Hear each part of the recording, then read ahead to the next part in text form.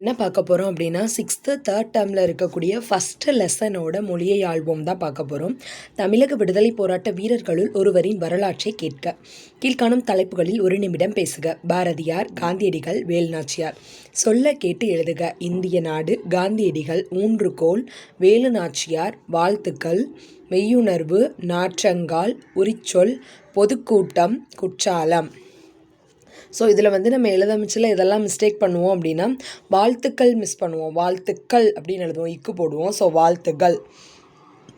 So மீதி எல்லாமே ஓரளவு எழுதிடலாம். ஊன்றுகோல், ஸோ அதில் இக்கு வராது.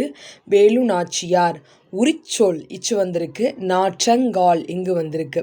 குற்றாலம். ஸோ இது வந்து நம்ம சந்தி பிழைக்காண்டி பார்த்து வச்சுக்கணும். நம்ம பண்ணுற சின்ன சின்ன மிஸ்டேக் என்னென்னா இதெல்லாம் வந்து நம்ம பார்க்காம இருக்கிறது தான்.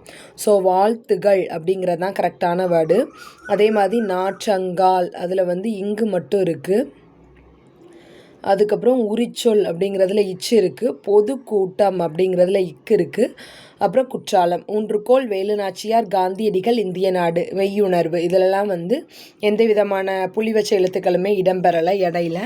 ஸோ இது வந்து நாற்றங்கால், உரிச்சொல், பொதுக்கூட்டம், வாழ்த்துகள் இக்கு வந்து கிடையாது அதில். ஸோ இதை மட்டும் பார்த்து வச்சுக்கோங்க. கீழ்காணும் பத்தியை படித்து வினாக்களுக்கு விடை எழுதுக. இந்திய விடுதலைக்கு பாடுபட்டவர்களுள் ஒருவர் வ.உ. சிதம்பரனார். வ.உ.சி. அவர்கள் தமிழிலும் ஆங்கிலத்திலும் புலமை பெற்றிருந்தார். அவர் வழக்கறிஞர், எழுத்தாளர், பேச்சாளர், தொழிற்சங்க தலைவர். ஸோ எத்தனை பாருங்களேன். இந்திய விடுதலைக்காண்டி பாடுபட்டவங்களில் ஒருத்தவங்க தான் நம்ம வந்து விஓசின்னு இன்னைக்கு சொல்லிட்டு இருக்கோம் இல்லையா, அந்த வ.உ.சி. இவங்க வந்து தூத்துக்குடியை சார்ந்தவங்க. அவங்க தமிழ், ஆங்கிலம் ரெண்டுலையுமே வந்து புலமை பெற்றவங்களாக இருக்காங்க. தமிழ் ப்ளஸ் ஆங்கிலம் ரெண்டுலையுமே புலமை பெற்றவங்க. அவங்க என்னென்ன வேலை செஞ்சாங்கன்னு பார்த்தோன்னா, அவங்க பேசிக்காக ஒரு வக்கீல், இது எல்லாத்துக்குமே தெரியும். அவர் ஒரு எழுத்தாளர், பேச்சாளர், தொழிற்சங்க தலைவர். ஸோ இந்த மாதிரி பன்முகத்தன்மை பெற்றிருந்தார். ஆங்கிலேயர்களின் கப்பல்களுக்கு போட்டியாக உள்நாட்டு இந்திய கப்பல் நிறுவனத்தை தொடங்கியவர்.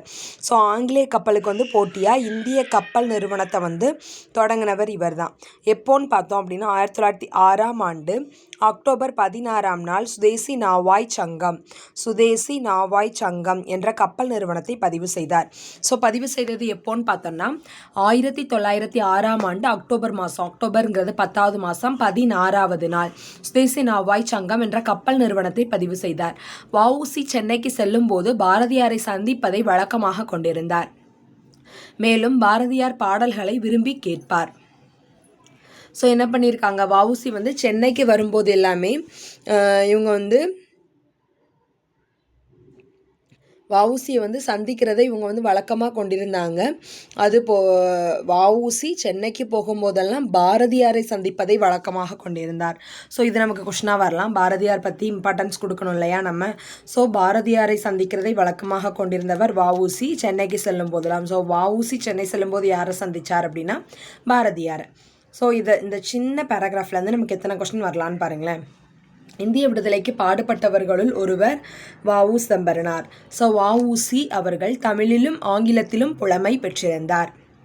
அவர் வழக்கறிஞர், எழுத்தாளர், பேச்சாளர், தொழிற்சங்க தலைவர் என்னும் பன்முகத்தன்மை பெற்றிருந்தார். ஆங்கிலேயரின் கப்பல்களுக்கு போட்டியாக உள்நாட்டு இந்திய கப்பல் நிறுவனத்தை தொடங்கியவர்.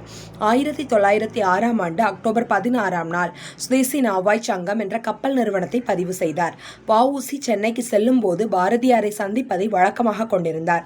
மேலும் பாரதியார் பாடல்களை விரும்பி கேட்பார். சுதேசி நாவாய் சங்கத்தை நிறுவியவர் வ.உ.சி. வ.உ.சி. சென்னைக்கு செல்லும் பொழுது யாரை சந்திப்பதை வழக்கமாக கொண்டிருந்தார்? நம்முடைய பாரதியார் அவர்களை சந்திப்பதை வழக்கமாக கொண்டிருந்தார். வ.உ.சி. அவர்கள் யாருடைய பாடல்களை விரும்பி கேட்பார்? பாரதியார் பாடல்களை விரும்பி கேட்பார். வ.உ.சி. அவர்களின் பன்முகத்தன்மைகள் யாவை? அவர் பேசிக்காக ஒரு வழக்கறிஞர், எழுதுவார், நல்லா பேசுவார். ஸோ எழுத்தாளர், பேச்சாளர், தொழிற்சங்க தலைவராகவும் இருந்திருக்காரு. வ.உ.சி. அவர்களின் பன்முகத்தன்மைகள் யாவை? ஸோ இதுதான் வந்து அந்த வேலை எல்லாமே. வ.உ.சி. அவர்கள் புலமை பெற்றிருந்த மொழிகள் யாவை? தமிழ் ப்ளஸ் ஆங்கிலம் ரெண்டுலையுமே வந்து புலமை பெற்றிருந்தார். இடமறிந்து பயன்படுத்துவோம். ஒன்று என்பதனை குறிக்க ஓர், ஒரு ஆகிய 2 சொற்களும் பயன்படுகின்றன. உயிரெழுத்தில் தொடங்கும் சொல்லுக்கு முன்பு ஓர் என்னும் சொல்லை பயன்படுத்த வேண்டும்.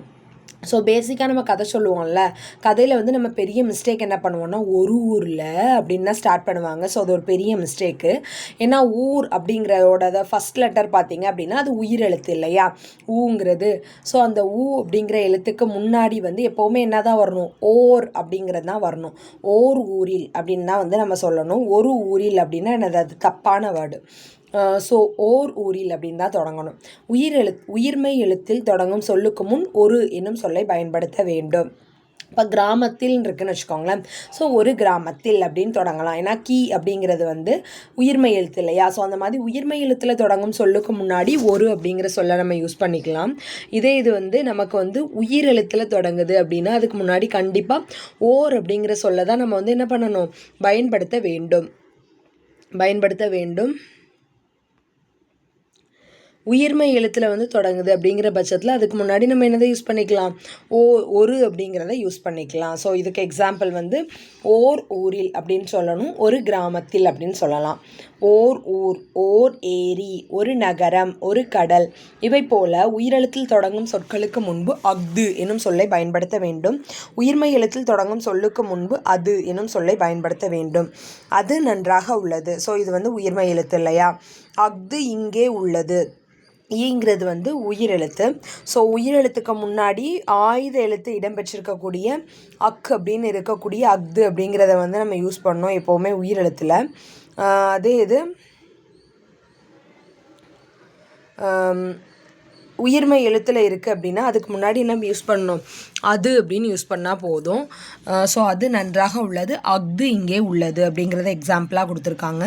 ஸோ இதில் இருக்கக்கூடிய பிழைகளை வந்து திருத்தி எழுத சொல்லியிருக்காங்க. நான் பிழைகளை வந்து மென்ஷன் பண்ணி காமிக்கேன்.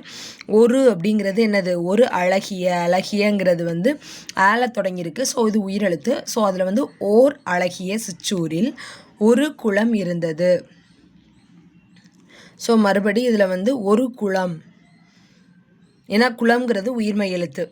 ஒரு இரவும், ஸோ ஒருங்கிறது வந்து என்னது, இரவுங்கிறதுல ஈ வந்து உயிரெழுத்து. ஸோ அதுக்கு முன்னாடி ஓர் இரவும், ஓர் பகலும், ஓர் பகல் இருக்கக்கூடாது, ஒரு பகலும் சேர்ந்தது தான் ஒரு நாள். ஸோ ஒரு நாள்ன்றது கரெக்டு. அது இல்லாதன்றது தப்பு. அஃது இல்லாத அப்படின்றது தான் இருக்கணும். ஸோ அஃது இல்லாத இடத்தில் எதுவும் நடக்காது. அஃது நகரத்திற்கு, இது தப்பு. நாங்கிறது வந்து உயிர்மெய் எழுத்துங்கிறனால அது நகரத்திற்கு செல்லும் சாலை. அது ஒரு இனிய பாடல். அது அப்படிங்கிறது வந்து ஒரு அப்படிங்கிறதுக்கு முன்னாடி இடம் வச்சிருக்கனால அஃது ஒரு இனிய பாடல் அப்படிங்கிறது தான் கரெக்டாக இருக்கும்.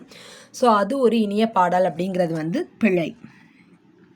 பெண்கள், பாரதம், புதுமை, பீலி, பேருந்து, பூமி, பழங்கள், பொதுக்கூட்டம், பையன், போக்குவரத்து, பின்னிரவு. ஸோ இது வந்து அப்படியே பாப்பா வரிசை எழுதிக்கோங்க. பாப்பா, பிப்பி, பூப்பு, பெப்பே, பை, பொப்போ, பவ்.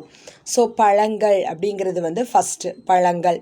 அடுத்த பாரதம், பழங்கள், பாரதம், பழங்கள், பாரதம். அடுத்து பின்னிரவு, பீலி, புதுமை, பூமி,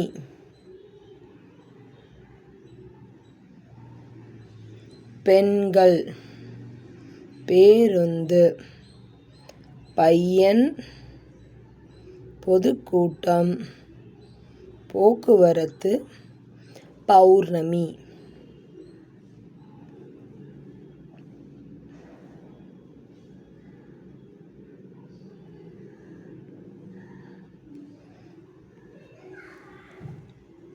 ஸோ இந்த மாதிரி அகரவரிசைப்படுத்துக்கவும் நமக்கு ரிப்பீட்டட் கொஸ்டினாக வந்துட்டுருக்கு. காந்தியடிகளின் விடுதலை போராட்ட நிகழ்வுகள் பற்றி படங்களை திரட்டி படத்தொகுப்பு ஒன்றை உருவாக்குக. தேசிய ஒருமைப்பாடு தலைப்பில் கட்டுரை எழுதுக. 2 சொற்களை இணைத்து புதிய சொற்களை உருவாக்குக. எனக்குண்டு, எனக்கு கூட்டல் உண்டு. எனக்கில்லை, எனக்கு கூட்டல் இல்லை. வடக்குண்டு, வடக்கு கூட்டல் உண்டு. வடக்கில்லை, வடக்கு கூட்டல் இல்லை. பந்து கூட்டல் உண்டு, பந்துண்டு. பந்தில்லை, பந்தில்லை, பந்து கூட்டல் இல்லை. பாட்டுண்டு, பாட்டு கூட்டல் உண்டு. பாட்டு கூட்டல் இல்லை, பாட்டில்லை. கட்டங்களில் உள்ள சொற்களை 2 கொண்டு தொடர்கள் உருவாக்குக. பாரி வீட்டுக்கு வந்தான். எழிலி வீட்டுக்கு வந்தான். மாணவர்கள் வீட்டிற்கு வந்தார்கள். மாடு வீட்டுக்கு வந்தது. மாடுகள் வீட்டிற்கு வந்தன. கட்டங்களில் மறைந்துள்ள 4 வகை சொற்களை எழுதுக. ஸோ 4 வகை சொற்கள் என்னெல்லாம் படித்தோம்? பெயர்ச்சொல், வினைச்சொல், இடைச்சொல், உரிச்சொல்னு படித்தோம் இல்லையா? ஸோ அதில் இருக்கக்கூடியது கேட்டிருக்காங்க. மற்றுன்றது இடைச்சொல், மாடுங்கிறது பெயர்ச்சொல், வினைச்சொல், நடக்கிறாள் அப்படிங்கிறது வினைச்சொல்,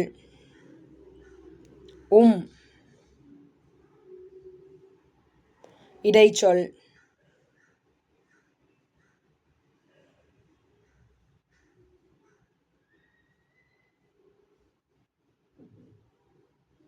ஸோ இந்த மாதிரி நிறைய எழுத்துக்கள் மறைஞ்சிருக்கு. பேருந்து,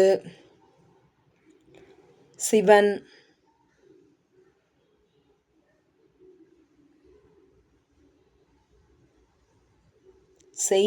செய்தான், குமரன்.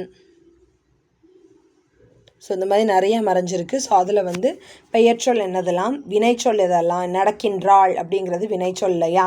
அப்புறம் மற்று இதெல்லாம் என்னது, இடைச்சொற்கள்.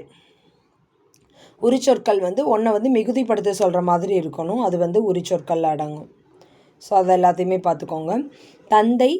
தாய் தந்தையின் வீட்டு வேலைகளில் என்னால் முடிந்த உதவிகளை செய்வேன். ஸோ அம்மா அப்பா செய்கிற வேலையில் நான் ஹெல்ப் பண்ணுவேன். பள்ளி பொது இடங்களில் உள்ள பொருட்களை உடைக்காமல் பாதுகாப்பேன். தமிழ்தாய் வாழ்த்து, நாட்டுப்பண், தேசிய கொடி முதலியவற்றிற்கு உரிய மரியாதை தருவேன். நாட்டுப்பற்று, பேட்ரியாட்டிசம், கலைக்கூடம், ஆர்ட் கேலரி, லிட்ரேச்சர், இலக்கியம், மெய்யுணர்வு, நாலேஜ் ஆஃப் ரியாலிட்டி. ஸோ இலக்கியம், லிட்ரேச்சர், மெய்யுணர்வு, நாலேஜ் ஆஃப் ரியாலிட்டி, கலைக்கூடம், ஆர்ட் கேலரி, பேட்ரியாட்டிசம், நாட்டுப்பற்று. ஸோ பேட்ரியாட்டிசம், நாட்டுப்பற்று, ஆர்ட் கேலரி, கலைக்கூடம், லிட்ரேச்சர், இலக்கியம், நாலேஜ் ஆஃப் ரியாலிட்டி, மெய்யுணர்வு.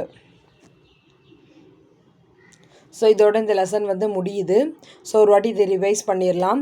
பேட்ரியாட்டிசம், நாட்டுப்பற்று, ஆர்ட் கேலரி, கலைக்கூடம், லிட்ரேச்சர், இலக்கியம், நாலேஜ் ஆஃப் ரியாலிட்டி, மெய்யுணர்வு. ஸோ இதில் நம்ம வந்து ஞாபகம் வைக்க வேண்டியது ஓர் அப்படின்னா அதுக்கு கண்டிப்பாக அதுக்கப்புறம் வந்து உயிரெழுத்தில் தொடங்கக்கூடியதாக வரணும். ஊரில், ஒரு கிராமத்தில் அப்படின்னு ஞாபகம் வச்சுக்கோங்க. அதே இது அஃது, ஊர், அஃது ஒரு, அஃதுக்கு அப்புறம் கண்டிப்பாக வந்து ஒரு உயிரெழுத்து தான் வரணும். அது அப்படிங்கிறக்கப்புறம் உயிர்மை எழுத்து வரலாம். ஸோ அது கடல், அது ஒரு இனிய பாடல் அப்படின்னு வராது. அஃது ஒரு இனிய பாடல்ங்கிறது தான் சரியானது. ஸோ அகர வரிசைப்படுத்துக்க நமக்கு தெரியும். வரிசையாக அந்த வரிசை எழுதி வச்சுட்டு அதுக்கப்புறம் ஸ்டார்ட் பண்ணுங்கள். இப்போ இது பா வரிசைன்னு தெரிஞ்சிட்டுனா பாப்பா, பிபி, புப்பு, பெப்பே, பை, பொப்போ, பவ் அதை எழுதி வச்சுட்டு அந்த வரிசையை தொடங்கணுன்னா நமக்கு வந்து ஈஸியாக இருக்கும். ஸோ அதை தான் கொடுத்துருக்காங்க. பெருசாக இந்த மொழியை ஆழ்வோம்ல வேறு ஒன்றுமே இல்லை. வாழ்த்துக்கள் அப்படிங்கிறது தப்பான வேர்டு, வாழ்த்துகள் அப்படிங்கிறது தான் சரியான வேர்டு. Thank you friends.